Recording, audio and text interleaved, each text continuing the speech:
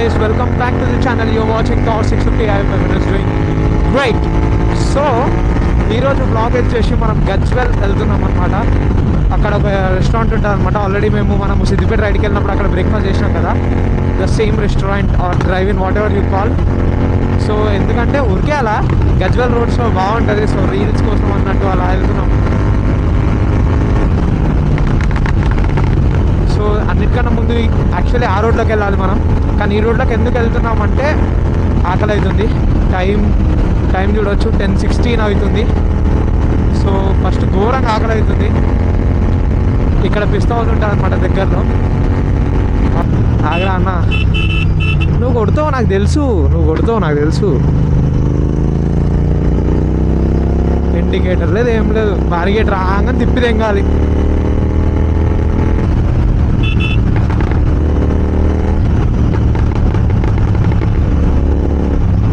ఇదే అనమాట పిస్తా హౌస్. మనం ఇప్పుడు డిన్నర్ చేసేది. Happy nation, living in happy nation.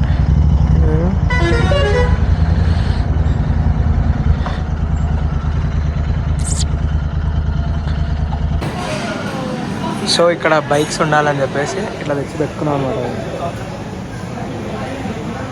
View మాత్రం క్రేజీ ఉందిగా. సో గైస్, ఎంత తొందరగా బ్లాగ్ ఫినిష్ చేద్దాం అనుకుంటే అంత లేట్ అవుతుంది. టైం చూడండి 10:51. సో బయట 10 minutes వెయిటింగ్ అన్నాడు రాగానే. మళ్ళీ లోపలికి వచ్చి కూర్చొని ఆర్డర్ చెప్పగానే మళ్ళీ ఇంకా 10 minutes సార్ బిర్యానీ దమ్లో ఉంది అన్నాడు. లేకపోతే ఇక్కడ వచ్చినాం, మంచిగా రికార్డ్ చేద్దాం అనుకున్నాం. కానీ ఈ విటారా బ్రిజా సార్ ఏం చేసినారంటే లైట్స్ ఆన్ చేసి వచ్చి రెస్టారెంట్లో ఇప్పుడు వచ్చింది భయ, షాక్ అయిపోతుంది. ఎట్లా ఆఫ్ చేయరా ఆయన? ఫస్ట్ ఆఫ్ చేయకుండా ఏం చేస్తున్నాడు వీడు? కార్ స్టార్ట్ అవుతుంది లేదా అని చూస్తున్నాడా?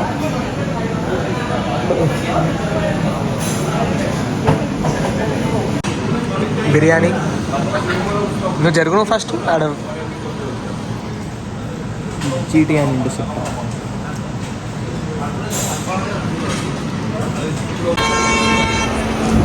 సో గైస్, ఇప్పుడే పిస్తా హౌస్లో బిర్యానీ తినడం అయితే అయిపోయింది. ఇలాంటి వేసాలే చేయొద్దు. సో ఇంకా స్టార్ట్ అయిపోదాం మనము. ఇప్పటికే చాలా లేట్ అయిపోయింది, 1 hour అయింది ఆల్మోస్ట్. టైం వచ్చేసి 11:26. సో ఇంకా స్టార్ట్ అయిపోదాం గైస్, ప్లీజ్ గో.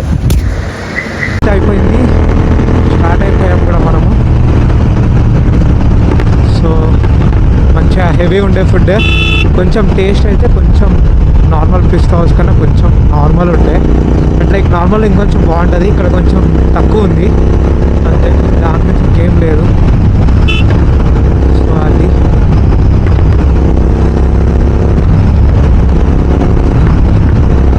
ఈ వైజర్ మీద కొంచెం డస్ట్ ఉంది అనమాట. అందుకే నేను కొట్టలేకపోతున్నా. ఆపోజిట్ ఇక్కడ చెట్లు ఉంటే బాగానే ఉంది నాకు. ఒకవేళ చెట్లు లేకపోతే ఆ లైట్స్ నా మీద పడిపోతుంటాయి. సో అది సీన్.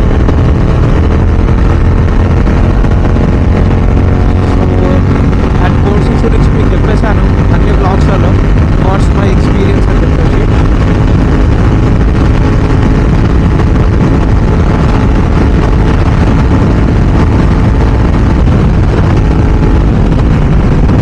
లైట్ పడుతుంది నాకు, అందుకే బ్రేక్ కొట్టేస్తున్నాను. నాకు ఇట్లా కార్నర్స్ ఉన్నప్పుడు ఆ చెట్ల మధ్యలో నుంచి పడుతుంది లైట్. అందటైంది ట్రాఫిక్ అంతగానో ఉంది.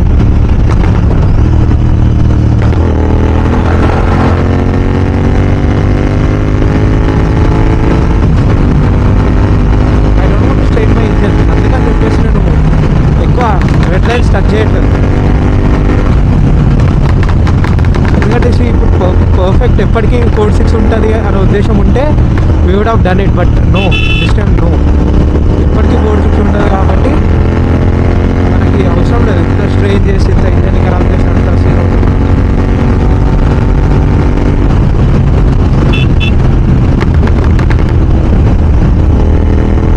కోడ్ 6 వినిపించట్లేదు. నేను మర్చిపోతున్నాను యాక్చువల్లీ కోడ్ 6 ఉందని. I want that soft feel back again. It will come after having motor torque in the on our storm breaker using code 6 rhythm.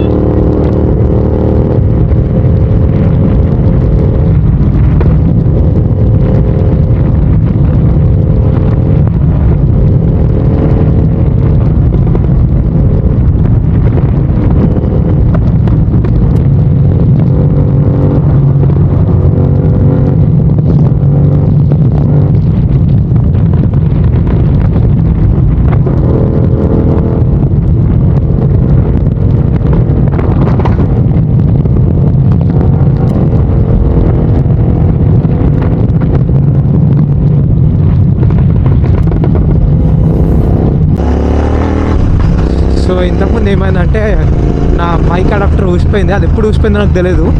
ఒకవేళ ఊసిపోయి నా వాయిస్ రికార్డ్ అవ్వకపోతే ఇది పెడతాను నేను మళ్ళీ. ఏంటంటే was telling about the breaking అనమాట.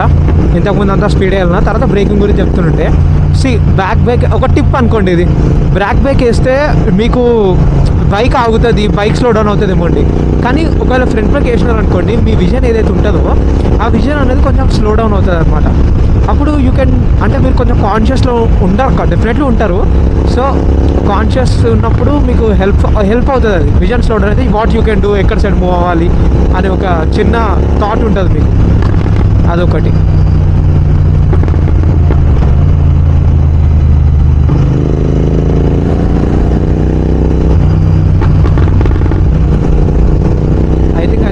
For our friends Vishnu.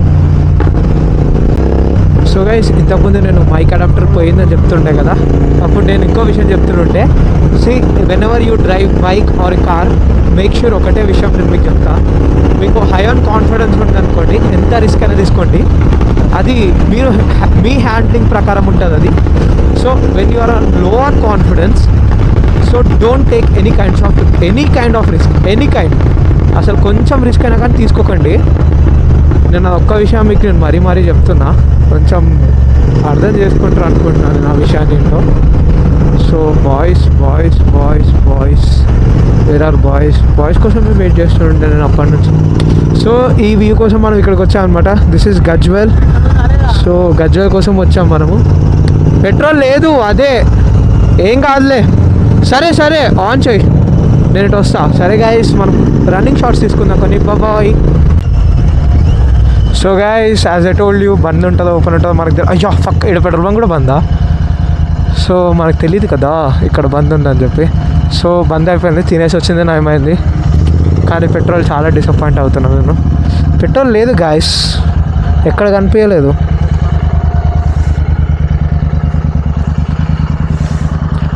So ఇదే అనమాట S9. మనం అప్పుడు సిద్దిపేట బ్లాగ్లో వెళ్ళి తినింది ఇదే. సో అట్లా ఉంటుంది మరి జీటీ అనేది.